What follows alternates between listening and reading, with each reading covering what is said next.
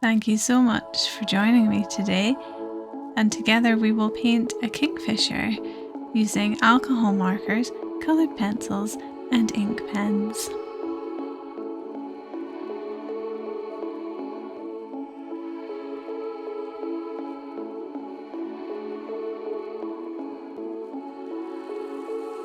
So, as I mentioned, we are using Ohuhu Alcohol Markers. More specifically, it will be the 48 set Honolulu series. So I normally just pick out my colours using my swatch sheet that comes with the pack.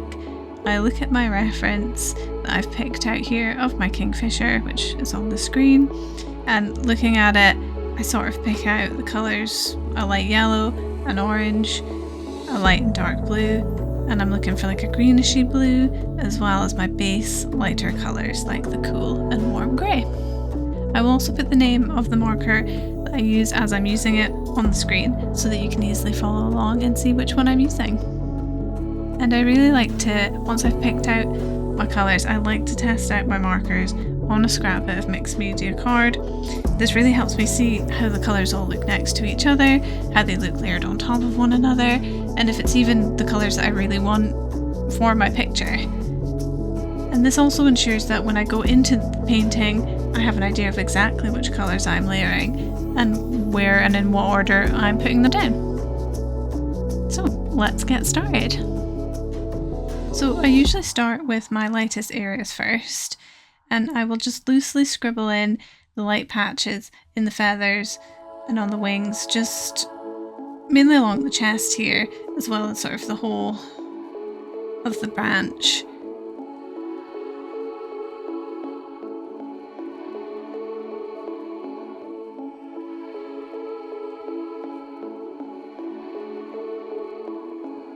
And then I go in using the chisel tip of the warm grey just to add a little bit of darker strokes to the branch and for the shadow under the beak as well. And so I know that most of this area is orange, but there are lighter yellows that peek through, so I usually just cover the whole of the base in the lighter colour, which for here is the yellow, and it allows it just to be visible when I layer on the darker bits on top. And for that, I will pick out the most obvious areas of colours first. So the parts that I can identify as absolutely 100% being orange. And then let's just sort of build up my confidence from there. And I want to try and convey the effects of the feathers, so I kind of do these up and down style brush strokes with the brush end tip of the marker. I lift my pen off the page quite frequently, so it's like sort of messier, choppier strokes. And while I'm consulting my reference photo quite frequently as I'm doing this, I really did want it to be quite loose and intuitive, and it's quite impossible for you to get all the areas exactly as the reference photo, and that's really not what we're going for either. We don't want to copy it exactly. We want our own creative individuality involved in it too. So we just go in and fill in the areas with the orange, leaving lighter yellow throughout.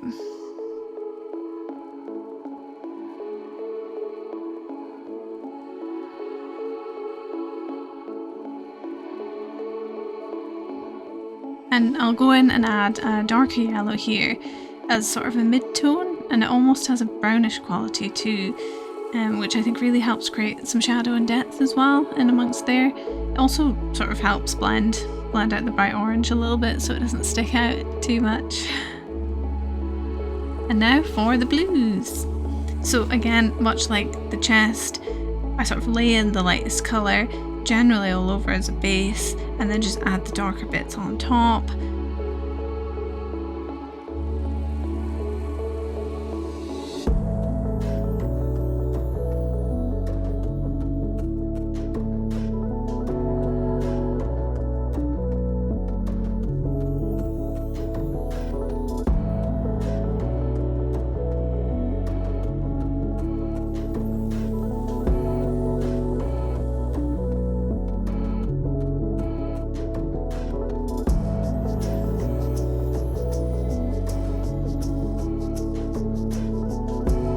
I think the eye has quite a nice blue tinge as well, so that's why I've decided to add some blue to it, which I'll go in and do black later.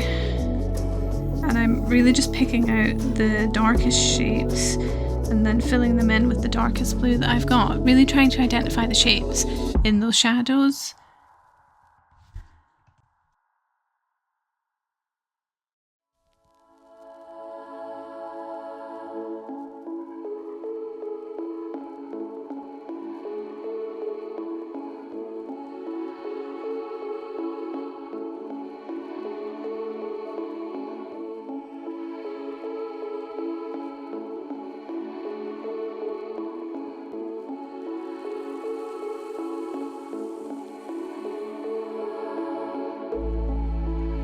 Here with the turquoise green, I'm really trying to create another mid-tone, but also stippling to create patterns on the feathers. They're again very scribbly and very intuitive, and I just really liked looking at the reference photo, seeing that like turquoisey green colour shining through, and I really loved adding that on top.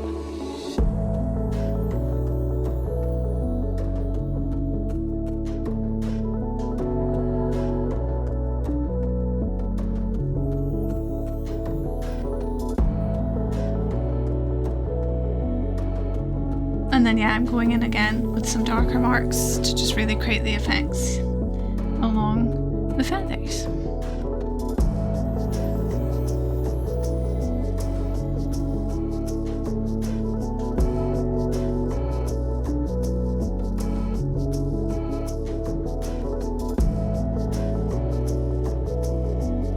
So now I'd go in and create detailing using a black ink liner. So I'll usually use the 1.0 or 0.5 liners, and I used the Pigma Microns before. This is a different brand. Just general black liners, honestly. Like, I don't really have a favourite for brands, just whatever ones I find or have or are not running out.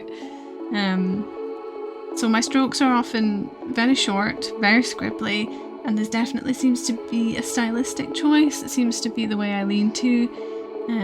But I also think it helps you create the effect of the feathers. So I try and keep this part very loose, very intuitive, marking in solid lines and then on the outlines, and then going in with scribbles throughout the body and the wings.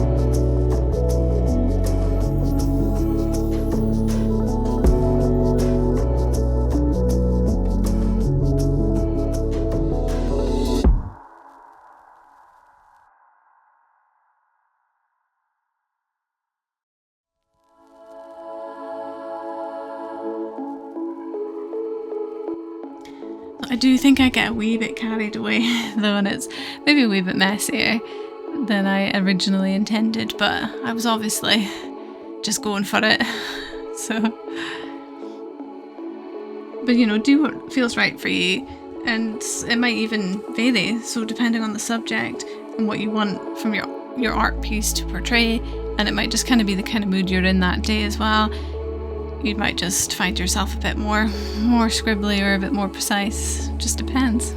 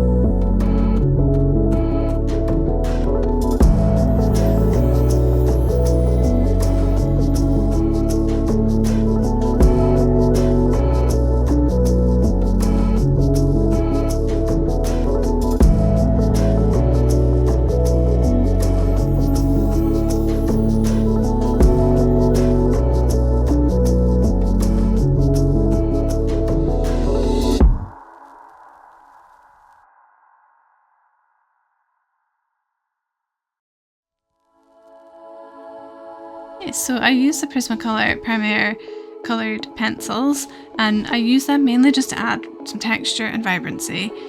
It can really also add some cohesive elements, I think, and make it look less choppy. I think maybe that's the word I'm looking for. Maybe, I'm not really sure what word I'm looking for there, but I think it just kind of ties it all together, and maybe even blends some of it out a wee bit.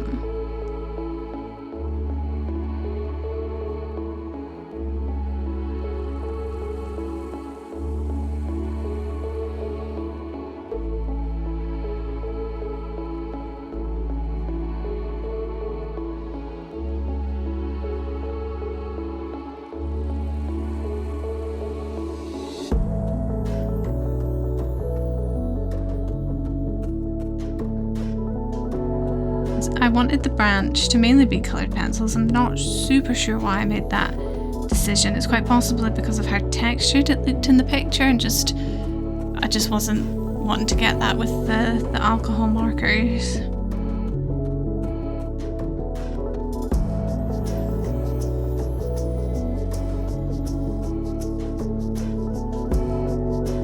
So using the white Posca pen, I add in more of the bright highlights throughout.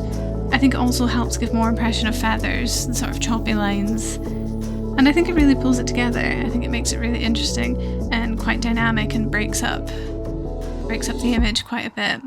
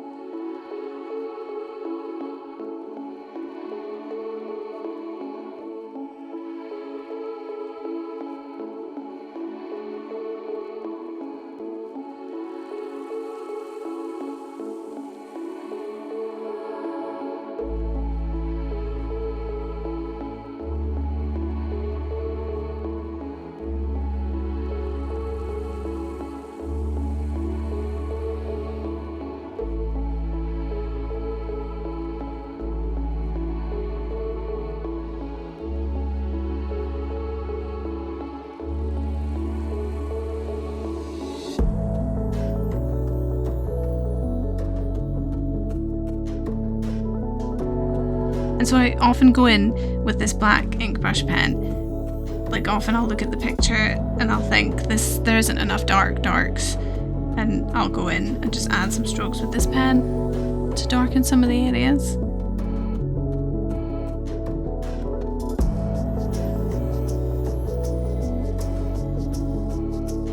I really hope you enjoyed this video and maybe learned a wee bit, or even followed along.